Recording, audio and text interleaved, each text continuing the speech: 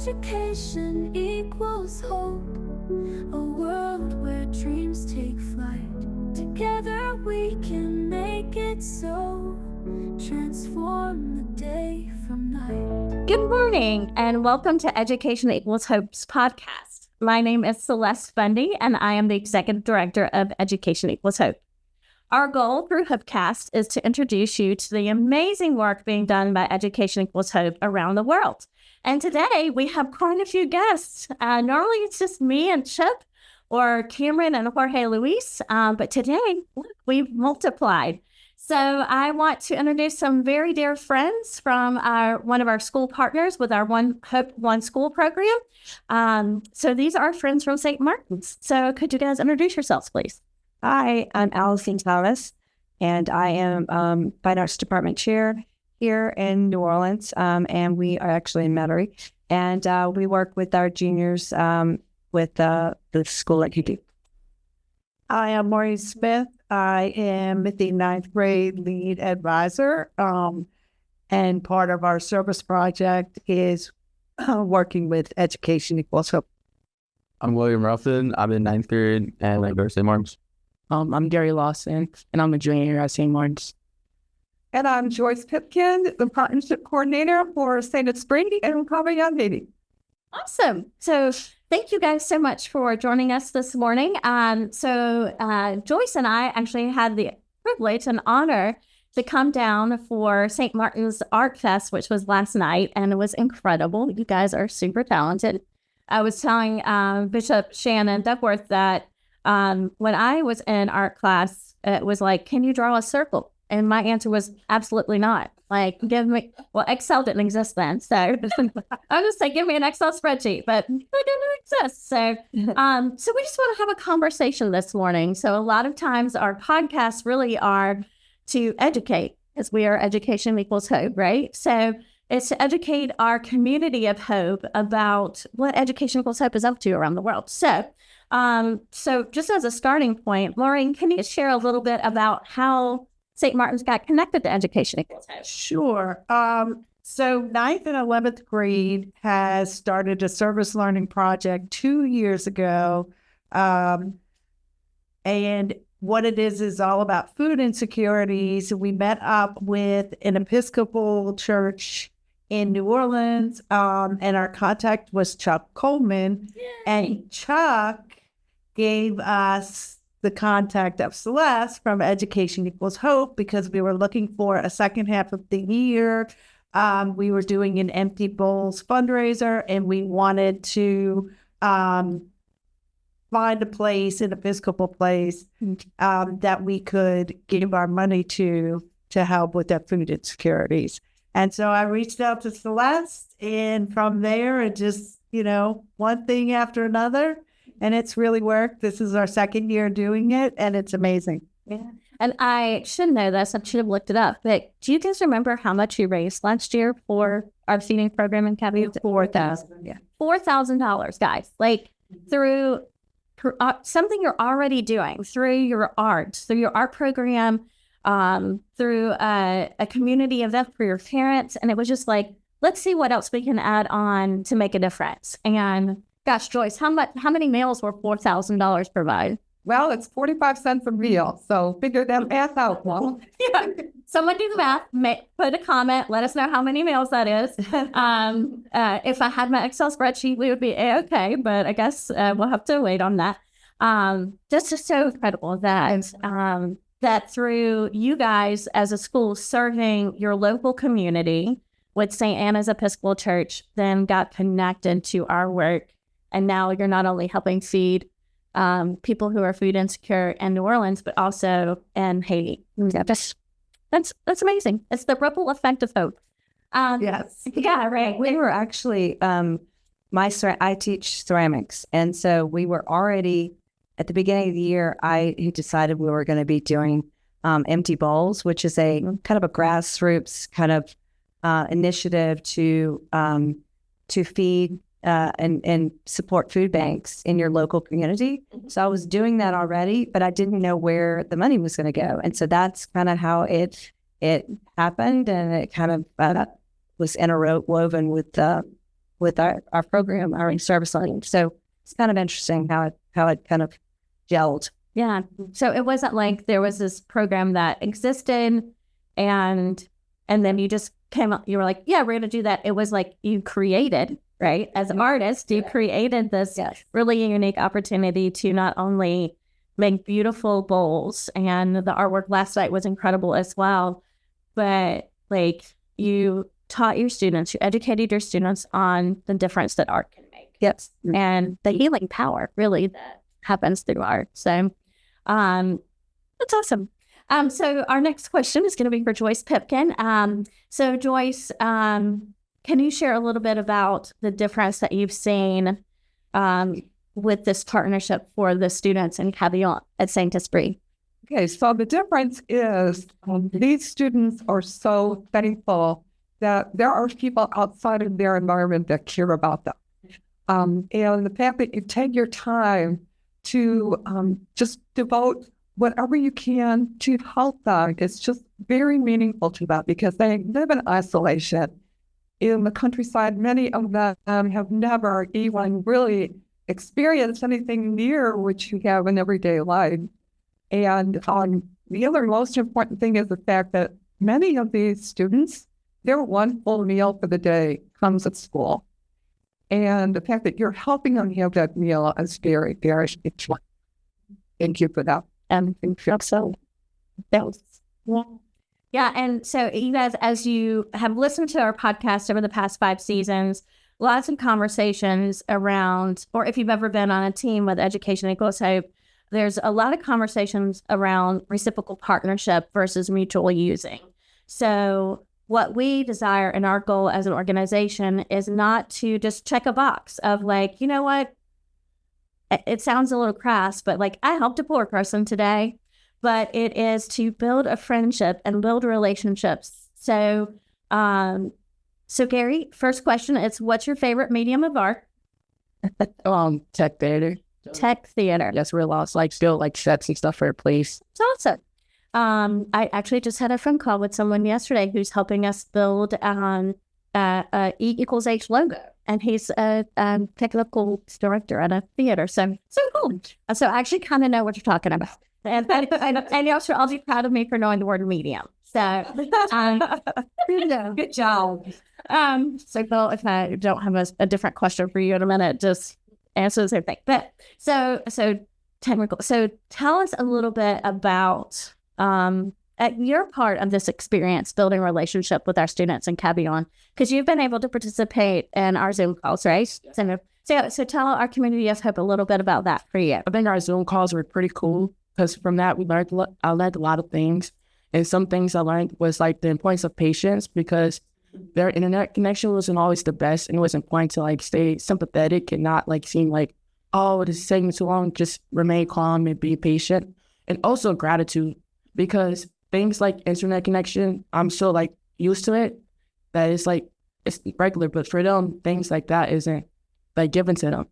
And also I learned the importance of resilience because I expected them to be like, oh, y'all have this and y'all have that, but they seemed very happy about what they had. And that just shows the importance of community. And like, if you have a strong community, you don't realize what you're lacking. And that was some things I learned. That's amazing. Wow. I'm writing that down because those are really important lessons, because we actually, I can't remember who I was in conversation with this week, but they were asking, well, does that do more harm than good? Like if students in Haiti who literally have very little are seeing what their peers have in the States, like would that make them feel less than? And again, I think that's part of having a healthy relationship and a healthy philosophy of like, you know, we're really all equal. At the end of the day, it doesn't matter where we live, what we have, if we have a car, what we drive. We are all made in the image of God. And that's the most beautiful part of this. It's not just, you know, when we get to heaven, no one's going to know, right? So, so it's just, those are very, very wise words, Gary. Thank you so much for sharing. So, Will, I know you haven't had a chance to participate in a Zoom call yet, but I think we're doing that after this meeting, right? So Yeah. So, tell us a little bit about what you've learned. Well, what's your favorite medium of art? Number one. I'd say Shrek Theater. Okay. Crazy Meetings there. So you guys kind of hang out a lot, like building set and stuff. That's cool. Very nice. So, what have you learned about your peers in Haiti through this friendship? I've learned that it is extremely different from our school. It's a lot smaller. They don't have a lot of the things that we do, which is cool. And I learned like about their campus, about how it's just one building and they all have the same classes, and that they don't have like a cafeteria. So the lunch ladies, they eat outside, and Yeah. And how different. Like last night when we were here for the art fundraiser, we needed an extra table and they lifted up this gate and there's this beautiful cafeteria, right? So maybe that's something we can build into next year's partnership, is having lunch outside on the ground one day, like, yes. Yeah, but not in the rain or a too hot day. We'll make it convenient as much as possible. No ants allowed, no bees. But yeah, I mean, can you imagine like every day just having to think about going out and sitting on the hot pavement? Like, it's these little blessings that we don't realize are huge, huge values. The education that we get to have here in the States. Yeah, sometimes I worry about the future, but if this generation are like you, Gary, and you, Will, like, I have nothing to fear. So thank you for your hearts. Thank you for being willing to build a relationship with people who really, we have a lot to learn from. Like you said, like the resilience of the Haitian community is unbelievable. If you have not been paying attention to what's happening in Haiti, because there's a lot happening in the world right now, like not only in the United States, but in other locations, but in Mirabelais, Haiti, which is I believe a little south of the Central Plateau. Is that right? Mm-hmm. So the games that have been operating in Port-au-Prince for the past few years actually just arrived in Mirabelais about 3 to 4 weeks ago now. Released all the prisoners, released over 500 prisoners, and then those prisoners took over that village, took over that city. And so now everyone who lives in Mirabelais are refugees, and they're escaping into the Central Plateau. And so it's just, we can't fix everything, but we can help in little small ways. So just encourage everyone to do what you can to help. And if you can't contribute financially, definitely don't go to Haiti, but just pray for our dear friends, our students, for their mental health. We all know that the difference that type of trauma makes. So just be praying for our dear friends in Haiti. And then kind of to come a little bit of the sadness into a blessing is, like, Allison, our question for you is, what would you say are the biggest benefits of this cross-cultural friendship? I would say the benefits are, number one is learning about another culture, about, talking with the students about the direct connection between us and them. And I would talk, I've talked to the 11th graders about not feeling sorry for them, but being more empathetic and about understanding and put yourself in their shoes. At the beginning of the year, we, talk about food insecurity and just about what it means and how it would feel if you struggled with just putting food on the table for your family. And so just kind of understanding from, their point of view, what they go through. But, understanding what the difference between empathy and sympathy is. And, don't you don't want to feel sorry necessarily, but you just want to have that understanding about their circumstances.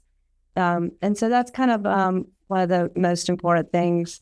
But really, the direct connection and the letter writing. We've been writing letters a little bit back and forth, and just the how it's not easy even just to connect with them, right? There's no mail system. Right. There's like you can't put it in the mailbox. Right. So that, trying to get that information to have some kind of direct communication, and the difficulty with that. And even like Gary was saying, just the actual Zoom call to be understanding. And, when we Zoomed with the 11th graders, it was rough going for a while. Yeah. And so it was kind of like, okay, be patient. The patience is, a virtue, and just trying to make sure that our kids understand that it is not like a click. Yeah. Okay, here's their internet system, And then when we tried to do with the 9th graders more recently, before a couple of weeks ago, it was raining bad. And that directly influenced, because of the rain, we couldn't even have the connection. So just that understanding and the empathy of, wow, this is how they live. And so that's been very valuable. Thank you for sharing that. And I think some things that I've noticed lately is, I don't know where I heard this, but if I love to eat. It's one of my favorite things to do. But I've noticed that I've said, like, oh my gosh, I'm starving. And then I'm like, I'm not starving. I'm North American hungry. So, like, let's change our vernacular. I mean, yes, there are definitely starving people in the States, here in New Orleans, large homeless population. So we want to respect that. But at the same time, I don't want for a meal. I do think about what I'm having for lunch when I'm eating for my breakfast, but like changing our mindset, having that empathy, sympathy exchange, and then just an idea, as Allison, as you were sharing, maybe we could encourage our community of hope over the next, few months or so. Maybe exchange a meal, like your favorite meal, if that's pizza or hamburgers or Chinese or whatever it may be. Exchange that for just beans and rice. And see how filling that is, right? And maybe not like an overheaping plate of beans and rice, but just one scoop, because that's what our kids and Haiti receive. So just to have that visual of what our dear friends around the world tend to eat. So thank you for sharing that. So we have one more question before we wrap up our time today, and this really is for the group. And I'm going to preface this question with, besides actually doing it, what would you say to a school considering partnership with Education Equals Hope in a similar way? So what would you say? It's an amazing adventure and journey. I shouldn't say adventure, but journey. It's very wonderful to be able to connect a different part of the world with our students, and a different culture, a different way of being, and also to see that they still have the same hopes and dreams that our students have. They're still pretty much regular teenage high school students.